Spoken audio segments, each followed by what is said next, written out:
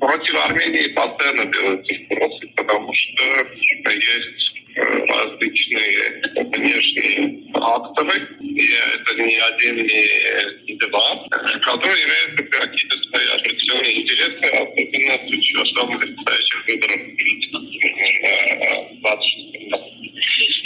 Почему распространяется молниеносно по нескольким причинам. Первое – это что очень сильное политическое противостояние в обществе. И в зависимости от политических взглядов люди все, что касается их политических оппонентов, так сказать, не перепроверяют. То есть любая негативная информация воспринимается в плане очевидного. И, соответственно, очень быстро распространяется через социальные сети. Другой вопрос, что также и пресса в Армении активно вовлечена в политическую борьбу, причем со всех сторон. И, соответственно, они усиливают резонанс и распространение подобных новостей.